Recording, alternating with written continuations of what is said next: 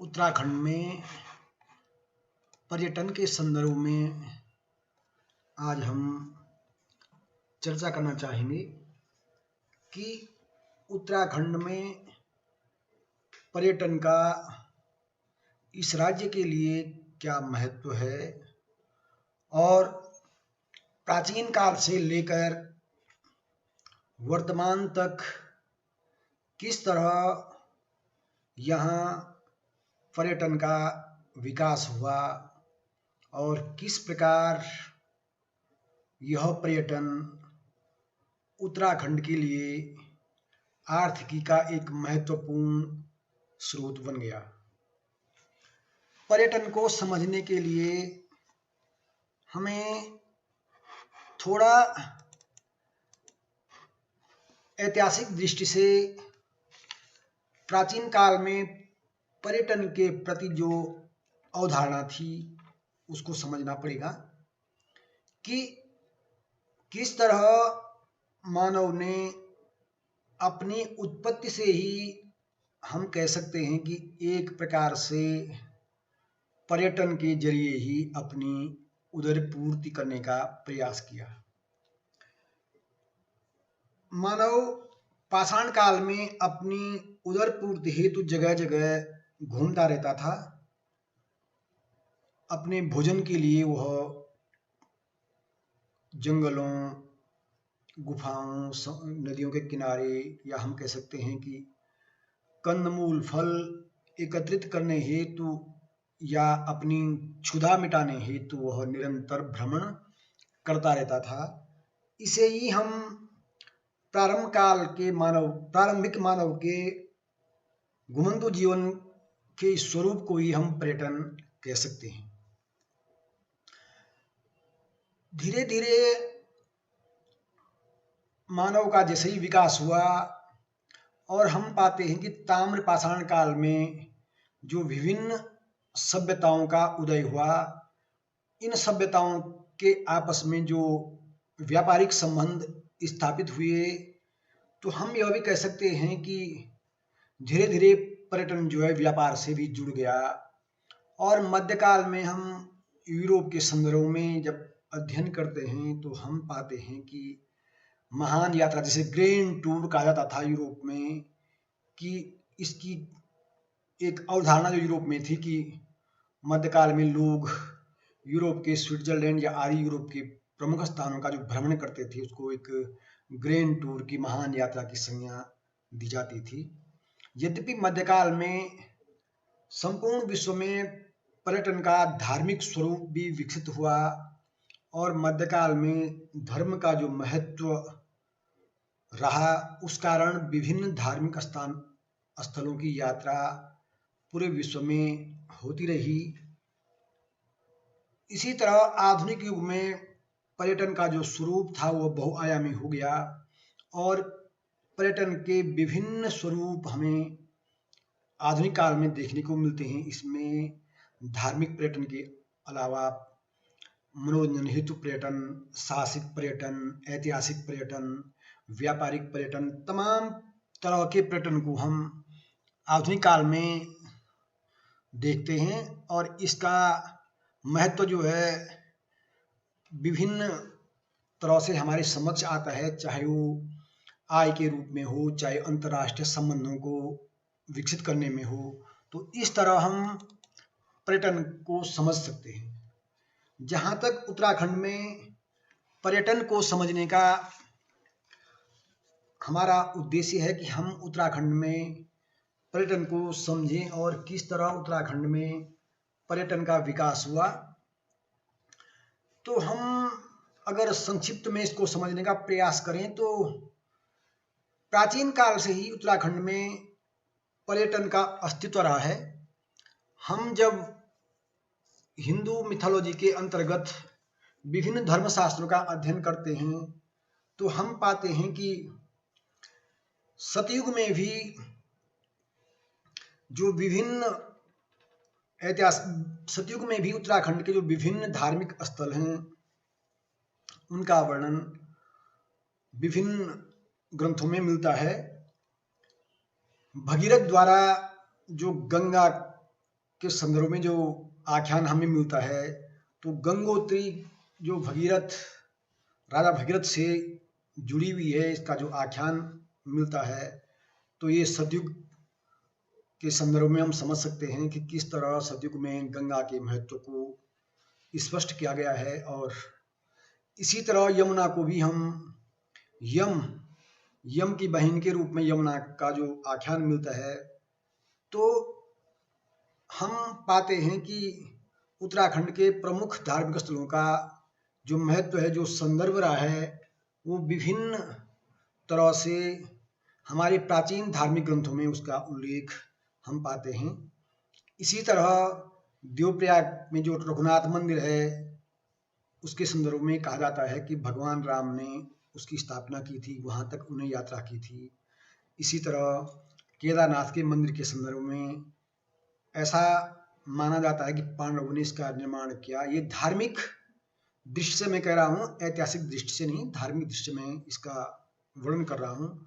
और बद्रीनाथ के संदर्भ में जो मान्यता है कि यह विष्णु धाम है, और यहाँ जो है श्री कृष्ण अर्जुन ने तपस्या की थी। इसे पूर्व में नारायण आश्रम भी कहा जाता है कि नर नारायण ने भी यहाँ तपस्या की थी। तो ये जो 4 धाम हैं, ये तो हमारे धार्मिक स्थल तो हैं ही, साथ ही साथ ये विभिन्न तरह से हमारे पूर्वजों से जुड़े हुए हैं। जैसे मैंने भगीरथ के बारे में कहा, उसी तरह हमारे उत्तराखंड के तमाम जो स्थल हैं, वो किसी न किसी तरह पांडवों से जुड़े हुए हैं। और पांडवों के नाम पर तो उत्तराखंड के कई पर्यटक स्थलों के नाम हैं, या कई धार्मिक स्थलों के नाम पांडवों के नाम पर ही रखे गए हैं। पांडुकेश्वर, या जैसे सीता मंदिर या भीम मंदिर, तमाम तरह के जो धार्मिक स्थल यहाँ पर हैं, वो किसी न किसी रूप में पांडवों से जुड़े हुए हैं। तो हम समझ सकते हैं कि प्राचीन काल से ही धार्मिक ग्रंथों में यहाँ के विभिन्न धार्मिक स्थलों का वर्णन किया गया है। वैदिक काल में बद्रिकाश्रम या नरनारायण आश्रम के रूप में, या विभिन्न जो गंधमादन पर्वत, इस रूप में उत्तराखंड के कई स्थलों का वर्णन हम पाते हैं। अब हम चर्चा करना चाहते हैं कि किस तरह धीरे धीरे उत्तराखंड में पर्यटन का विकास हुआ। जैसे मैंने कहा कि धार्मिक दृष्टि तो प्राचीन काल से ही इन धार्मिक स्थलों पर संपूर्ण देश से लोग यात्रा करने हेतु आते रहे हैं, और इस कारण भी इनका धार्मिक महत्व तो था ही, साथ ही साथ ये स्थल जो हैं हमारी सांस्कृतिक गतिविधियों के भी केंद्र थे। एक हमारी सांस्कृतिक एकता का जो महत्वपूर्ण पक्ष है कि हमारे उत्तराखंड में जो प्रमुख धार्मिक स्थल हैं, तो उनके जो मुख्य पुजारी हैं, जैसे बद्रीनाथ के रावल हैं, वह केरल के नंबूदरी ब्राह्मणों में से नियुक्त होते हैं। इसी तरह केदारनाथ के रावल भी दक्षिण भारत से ही उनकी नियुक्ति होती है। और इस तरह हम पाते हैं कि सांस्कृतिक एकता की दृष्टि से उत्तर और दक्षिण का यह अद्भुत समन्वय हमें देखने को मिलता है। जैसे जैसे उत्तराखंड में, जैसे मैंने धार्मिक पर्यटन की बात की, तो धार्मिक पर्यटन ही नहीं, यहाँ पर साहसिक पर्यटन, या हम कह सकते हैं प्राकृतिक जो पर्यटक स्थल हैं, प्रकृति की शोभा को निहारने के लिए जो लोग यहाँ पर आते रहते हैं, तो इस तरह उत्तराखंड में पर्यटन की गतिविधियाँ विभिन्न रूपों में हमें देखने को मिलती हैं। धार्मिक पर्यटन के साथ साथ सांस्कृतिक पर्यटन, व्यापारिक पर्यटन, ऐतिहासिक पर्यटन, क्योंकि ऐतिहासिक दृष्टि से भी उत्तराखंड बड़ा संपन्न रहा है।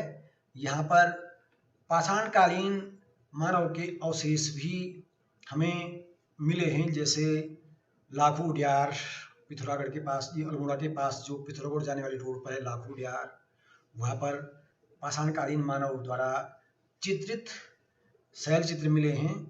इसी तरह गोपेश्वर के निकट गोरखिया उडियार, साथ ही साथ कसार देवी, और इस तरह के तमाम स्थल हमें जो हैं उत्तराखंड में पाषाणकालीन मानव द्वारा चित्रित स्थल मिले हैं, जो हमें ऐतिहासिक दृष्टि से उसका महत्व भी, हमारे लिए उनका महत्व भी हो जाता है।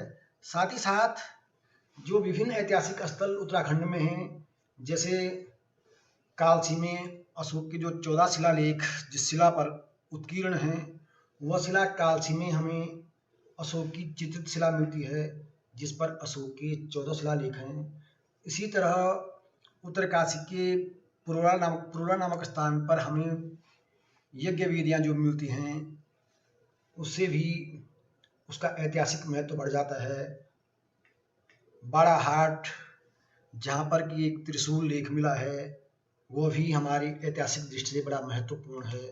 साथ ही साथ इसी प्रकार हमें जो है विभिन्न ऐतिहासिक स्थल, जैसे लाखा मंडल, जहाँ की प्राचीन मंदिर हैं और इस स्थान को पांडवों से जोड़ा जाता है, उप्पूगढ़, कनारागढ़, पांडुकेश्वर, चांदपुरगढ़, श्रीनगर, अल्मोड़ा, ये विभिन्न जो स्थल हैं, ये हमारे ऐतिहासिक स्थल भी हैं। इस संदर्भ में जैसे हम पाते हैं कि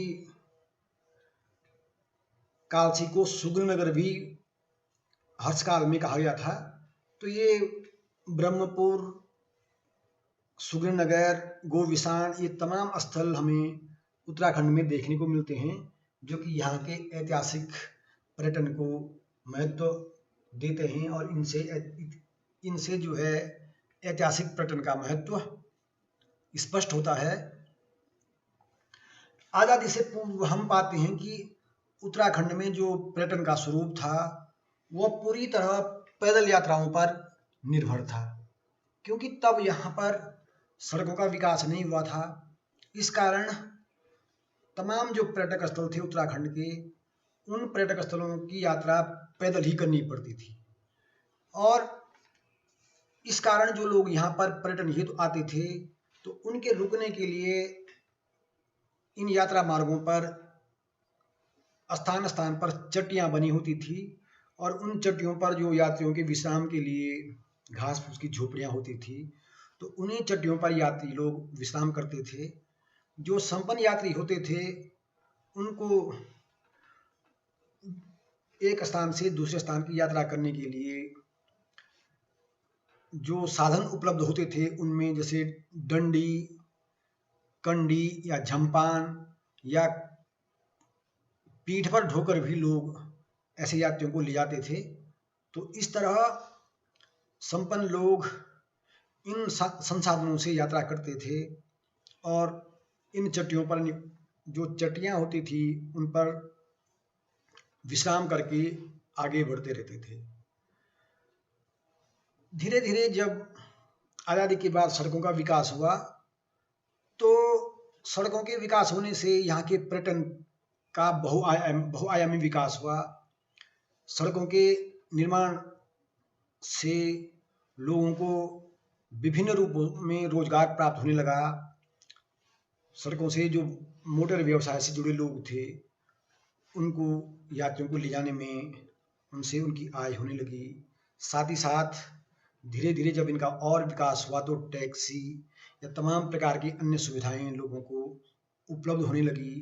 गाइड के रूप में लोगों को रोजगार प्राप्त होने लगा, और साथ ही साथ पर्यटन से, विशेषकर धार्मिक पर्यटन से उत्तराखंड में जो चार धाम यात्रा का विकास हुआ, उससे यहाँ जो चट्टियाँ थी, उनमें से कई चट्टियाँ कालांतर में नगरों में परिवर्तित हो गई, और एक प्रकार से हम कह सकते हैं कि उत्तराखंड में आज जो भी कस्बे, नगर हमें देखने को मिलते हैं, कहीं ना कहीं इनका विकास धार्मिक पर्यटन के कारण ही संभव हुआ।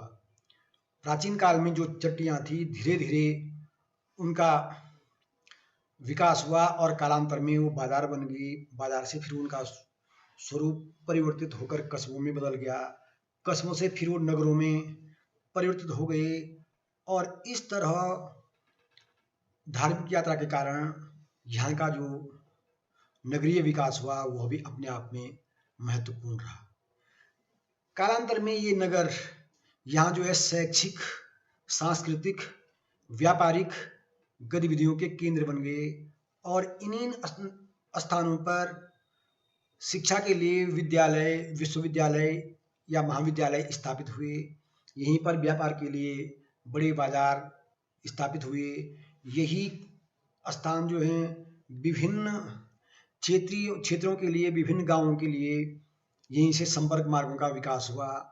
और इस तरह हम समझ सकते हैं कि चट्टियों से जो नगरीकरण का उत्तराखंड में विकास हुआ, उसने विभिन्न रूप से उत्तराखंड की अर्थव्यवस्था को, शैक्षिक स्थिति को और व्यापारिक स्थिति को प्रभावित किया। यही नहीं, इन्हीं स्थानों पर उत्तराखंड में यात्रियों की सुविधा के लिए रेस्टोरेंट, होटलों का विकास हुआ। और आज हम देखते हैं कि जो ये प्रमुख कस्बे या नगर हैं, अगर हम बद्रीनाथ यात्रा मार्ग की बात करें तो प्राचीन काल में अगर हम ऋषिकेश से जो आगे बढ़ते हैं तो ब्यासी और वर्तमान में तीनधारा, देवप्रयाग, श्रीनगर, रुद्रप्रयाग, कर्णप्रयाग, नंदप्रयाग, चमोली, पीपलकोटी, जोशीमठ, पांडुकेश्वर, ये तमाम स्थल प्राचीन काल में चट्टियों के रूप में स्थापित थे और आज ये छोटे कस्बे या बड़े नगर या मध्यम नगरों के रूप में विकसित हो चुके हैं। और आप समझ सकते हैं कि ये कस्बे या नगर विभिन्न गतिविधियों के केंद्र हैं। इसी तरह जो पर्यटन को हम लेते हैं तो पर्यटन, अभी हमने केवल धार्मिक पर्यटन पर मुख्यतः चर्चा की है। इसके अतिरिक्त जैसे आराम एवं ज्ञान प्राप्ति के लिए भी उत्तराखंड में लोग पर्यटन हेतु आते रहे हैं। प्राचीन काल में जो बद्रिकाश्रम या तमाम जो आश्रम रहे हैं, ज्ञान प्राप्ति के लिए ही इन स्थानों की यात्रा पर भी लोग आते थे।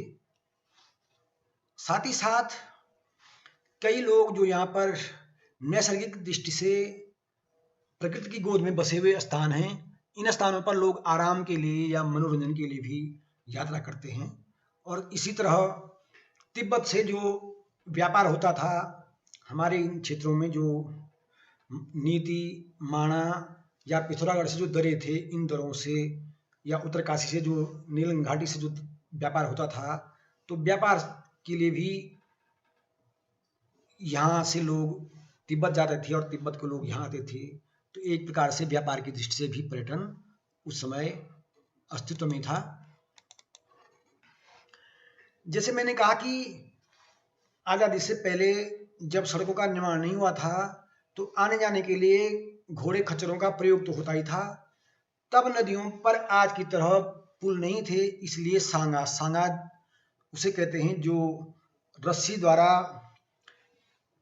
जो नदी के आर पार रस्सी डाल करके उस पर रस्सी का जो झूला पुल बनाया जाता था उसे सांगा कहते थे। और इस सांगा को बनाने वाले जो लोग धुनार लोग होते थे, वो यात्रियों को इन सांगा से आर पार कराते थे। या कहीं पर जो छोटी नदियाँ थी उन पर लकड़ी के अस्थायी पुल भी होते थे। तो इस तरह उत्तराखंड में पर्यटन के विभिन्न संसाधन प्राचीन काल में या आजादी से पहले उपयोग में लाए जाते थे।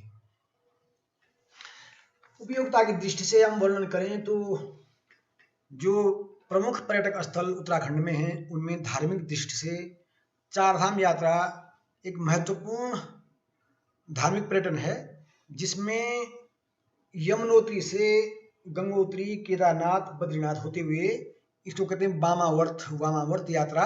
वामावर्त यात्रा का जो शास्त्रों में वर्णन किया गया है कि बाईं ओर से यात्रा प्रारंभ करके और दाईं ओर को समाप्त हो जाती है।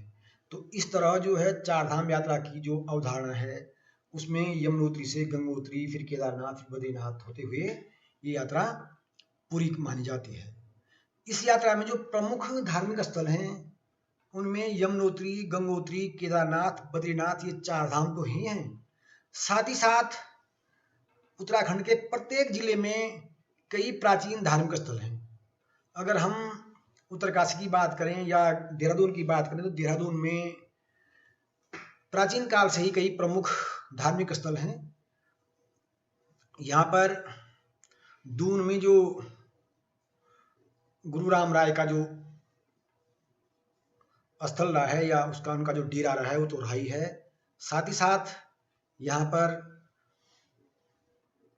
महासू देवता जो जौनपुर में प्रसिद्ध है, महासू देवता, उसका भी धार्मिक महत्व है।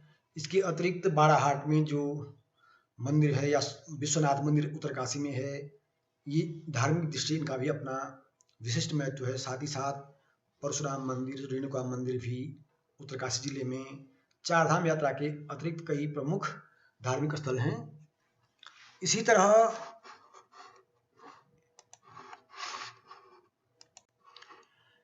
इनके अतिरिक्त जैसे चक्रौता, लाखा मंडल, कालसी, पुरोला, और इधर जब हम टिहरी जिले की ओर आते हैं तो देवप्रयाग, उपगढ़, साथ ही साथ कुंजापुरी, सुरकंडा,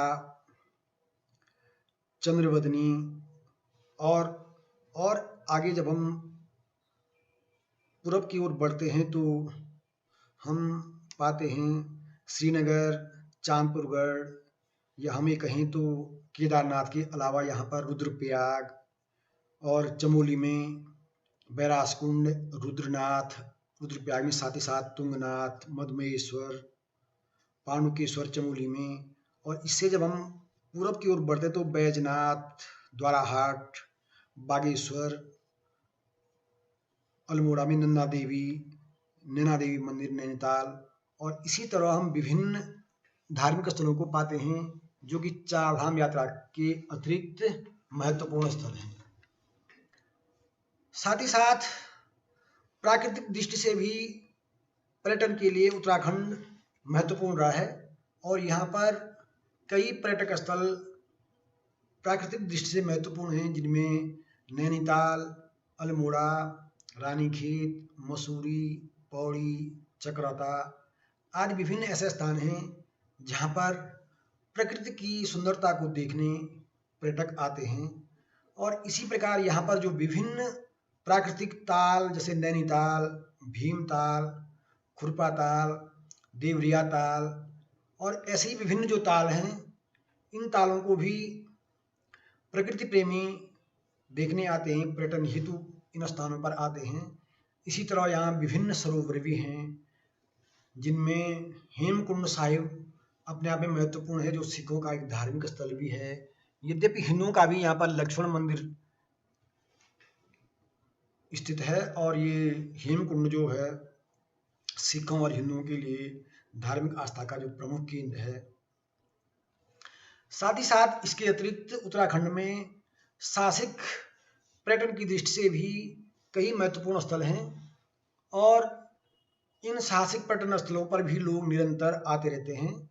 औली में जहाँ पर स्कीइंग या अन्य जो प्रतियोगिताएं समय समय की जाती हैं, इसके अलावा विभिन्न जो बुग्याल हैं उत्तराखंड में जो हिमालयी क्षेत्र में, उच्च हिमालयी क्षेत्र में जो घास के जो मैदान होते हैं, उनको बुगी वाली घास, जो एक प्रकार से हम कह सकते हैं कि गदगदी जो जिसको कह सकते हैं हम, थोड़ा मुलायम जो घास होती है उसको बुगी घास कहते हैं, और उस बुगी घास के कारण ही इनको बुग्याल कहते हैं। तो इन बुग्यालों की यात्रा भी साहसिक यात्रा में मानी जाती है। इन बुग्यालों में जैसे विभिन्न बुग्याल हैं, दयारा बुग्याल, इधर पनार बुग्याल, या इधर हम ये चमोली में विभिन्न जो बुग्याल हैं, उन बुग्यालों की यात्रा साहसिक यात्रियों द्वारा की जाती है। इसी तरह जो ग्लेशियर हैं, चाहे वो गंगोत्री ग्लेशियर हो, पिंडारी ग्लेशियर हो, इन ग्लेशियरों की यात्रा भी जो साहसिक यात्री हैं वे करते हैं। ऐसी सतोपंथ यात्रा ये भी साहसिक पर्यटन में सम्मिलित है। इसके साथ साथ समय समय पर विभिन्न जो यात्राएं यहाँ पर आयोजित होती हैं, वे भी पर्यटन का प्रमुख केंद्र हैं। जैसे ही यहाँ पर जो जात आयोजित की जाती हैं, जैसे नंदाराज जात या घनियाल की जात या हल यात्रा, जिसको हिल यात्रा भी कहते हैं, ये भी यहाँ पर पर्यटन के लिए महत्वपूर्ण है। पर्यटन से उत्तराखंड के लोगों को विभिन्न प्रकार से लाभ प्राप्त होता है। यहाँ के लोगों को पर्यटन से रोजगार तो प्राप्त हुआ ही है, साथ ही साथ सांस्कृतिक दृष्टि से भी ये यात्रा मार्गों पर जो कस्बे या नगर स्थित हैं, उन लोगों से जो विभिन्न देश के विभिन्न क्षेत्रों से आने वाले लोग हैं, उनका संपर्क जो होता है, उससे सांस्कृतिक आदान प्रदान होता है और उत्तराखंड की संस्कृति पर भी इसका प्रभाव पड़ा है। खान पान पर भी विभिन्न क्षेत्रों से, विभिन्न देश के विभिन्न भागों से आने वाले लोगों का प्रभाव पड़ता है और इसका परिणाम यह है कि आज उत्तराखंड में जो प्रमुख पर्यटक स्थल हैं, उन पर लगभग देश के सभी क्षेत्रों या राज्यों में जो खान पान या उनको खाई जाने वाले भोजन की जो आवश्यक जो व्यंजन होते हैं, वे सरलता से उपलब्ध हो जाते हैं। शिक्षा पर भी पर्यटन का प्रभाव पड़ा है और मैंने कहा था कि जो पर्यटक स्थल उत्तराखंड में स्थित हैं, इन पर्यटक स्थलों के निकट जो नगर हैं, वे नगर ही वास्तव में यहाँ पर शिक्षा का केंद्र भी बने हैं और जो देश के विभिन्न क्षेत्रों से जो लोग यहाँ पर आते हैं, उनके शैक्षिक गतिविधियों का प्रभाव भी यहाँ पर पड़ा है। पर्यटन का प्रभाव यहाँ की राजनीति पर भी पड़ा है। अगर हम ऐतिहासिक दृष्टि से अध्ययन करें तो हम पाते हैं कि उत्तराखंड में जो प्रमुख ऐतिहासिक राजवंश हुए हैं, उनमें कई जो राजवंश हैं, उनका जो उल्लेख हमें मिलता है कि वो भारत के विभिन्न भागों से आए और यहाँ पर आए तो थे वो धार्मिक यात्रा के लिए, परंतु यहीं पर वो वैवाहिक संबंध स्थापित करके बस गए और कालांतर में एक नए राजवंश का यहाँ पर उदय हुआ। इनमें जैसे परमार राजवंश के संदर्भ में जो माना जाता है कि कनकपाल, जो जिनके बारे में ऐतिहासिक विवरण यह मिलता है कि कनकपाल धारानगरी से परमार वंश के जो राजकुमार थे, वो यात्रा हेतु आए थे और चांदपुर गढ़ी में जो राजा भानु प्रताप थे, उनके दामाद बन गए और इस तरह कालांतर में यहाँ पर परमार वंश का या पवार वंश का उदय हुआ। इसी प्रकार कुमाऊं में चंद वंश के संदर्भ में भी कहा जाता है। विभिन्न जो राजनीतिक प्रभावशाली जो विभिन्न पूर्व में विभिन्न अधिकारी या दरबारी हुए हैं, वे भी अपना उद्भव या उदय कहीं देश के विभिन्न भागों से जोड़ते हैं। तो हम कह सकते हैं कि पर्यटन का यहाँ पर राजनीतिक प्रभाव भी स्थापित हुआ है और धार्मिक प्रभाव तो रहा ही है कि धार्मिक दृष्टि से जो हमारे उत्तराखंड के प्रमुख स्थल हैं, चारधाम यात्रा जो यहाँ की आय का एक प्रमुख स्रोत भी है, उसका प्रभाव जो है यहाँ की अर्थव्यवस्था पर और तमाम चीज़ों पर पड़ता है। तो हम समझ सकते हैं कि उत्तराखंड में पर्यटन का महत्व विभिन्न रूपों में हमें देखने को मिलता है।